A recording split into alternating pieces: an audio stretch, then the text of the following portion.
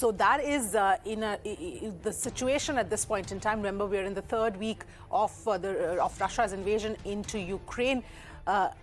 Let's in fact bring in Maroof Raza, strategic affairs expert, who's joining us here on the broadcast. Thank you very much, Maroof, for speaking to us.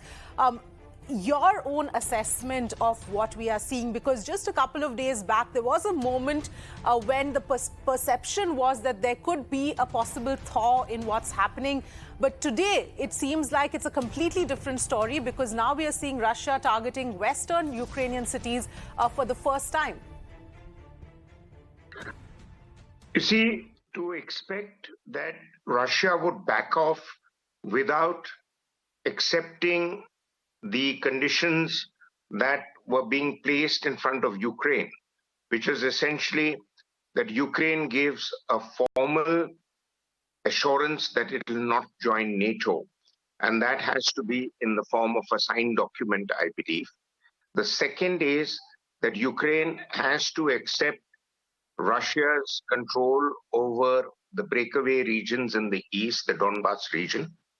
And Ukraine is the first one to lay down arms, not in surrender, but to accept that it will not continue to be militarized with US and Western assistance. There was no way that Russia would come around to accepting a stop to the conflict, because the roots of the conflict lie in three things. One is how the US in particular and Western Europe, after the Cold War, had rubbed Russia's nose in the dirt many times over, basically making it feel that it was a failed state and it didn't have a future. The second was that all along NATO was grabbing up former Soviet states, Lithuania, Estonia, Latvia, and so many others, while the Russians kept saying that, listen, draw a line. NATO thought Russia was too weak and too ineffective to do anything. And it is now NATO which is stumbling around for a response, whether it's about a no-fly zone, whether it's about getting involved in the conflict, whether it's about the future of European security. I personally believe NATO has failed in all counts. So what we are going to see now is Russia, and that's the worrying point. I thought Russia would settle for half of Ukraine along the Dnieper River and basically go on to an arrangement that that region becomes a buffer between Western Europe and Russia, and go on for an arrangement where good sense would prevail over Russia's leadership. But it's clear that Russia is not stopping at the river, and it's going to go right across to the Ukrainian border. The problem is now twofold. As the West keeps going in for tit-for-tat sanctions and activity, Russia's response at this point is going to be military. So my assessment is that the West has conveyed its ability to damage the Russian economy, and Russia has conveyed its ability to take military arms and therefore resolve an issue, a political issue. Now, either side will not back off unless some medium point is found. And I believe the French president, Mr. Macron, is probably best placed to find a way out of the crisis because he's European. He is a P5 member of the UN Security Council, and he is not militarily involved with NATO. NATO is a political military organization, not just military. And the French are not militarily involved with NATO. So here is a chance for the French to try and find a middle path. Other than that, I see the entire Western leadership at a loss on how to contain the military aggression. Sanctions per se are not going to stop Russia or Mr. Putin. Yes, absolutely. And that's the, interesting point at this point in time, the fact that right now, the way Russia is going, the West have, in fact, said that they're not going to do anything in terms of military aggression, but keep imposing sanctions. And that's what you said, that they've conveyed the ability to damage Russia's economy. But now this has gone far beyond that. So how likely do you think it is that we see what you said, France stepping in to try and resolve this matter, or other countries possibly stepping in another manner other than just the economic sanctions?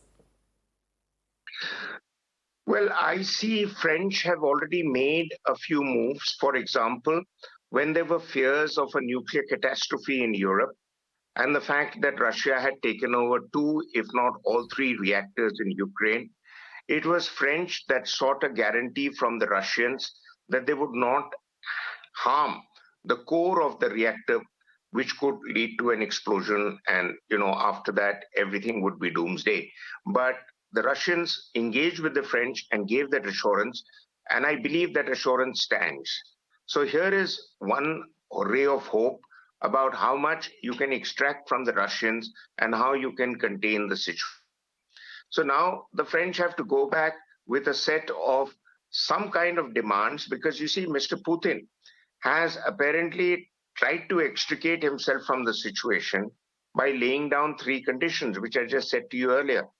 A commitment from Ukraine that it will not join NATO. Forget NATO for a moment. They will not give a commitment because they'll run out of business. But Ukraine can give it.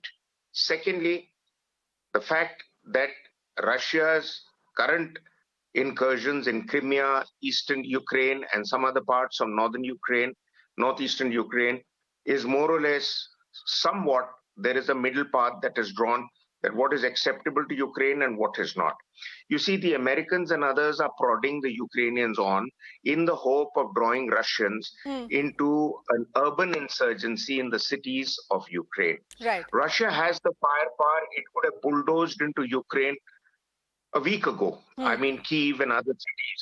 But it has stalled its tanks and all outside, because it is precisely for that reason that the Russians don't want to get involved in an urban guerrilla war, because they've been bitten hard with their experience in Afghanistan. And they've seen how the West was unable to do much in Iraq and Afghanistan, fighting in the streets and the cities. So they are waiting for the Ukrainians to buckle down under the pressure of a siege. And that might take a lot longer than people had earlier predicted. Some were predicting that it will get wrapped up in 2 weeks, but it now looks like another few weeks and the misery for the Ukrainians will continue. So they will break them down psychologically, physically, and through various stress factors like hunger and lack of sleep. Yes. And that is when the Russians would get control over the cities. Now, the big question is, will they settle for Kyiv and the area east of the river Dnieper, which runs halfway through Ukraine, or will they take all of Ukraine? That I cannot predict, but that time will tell.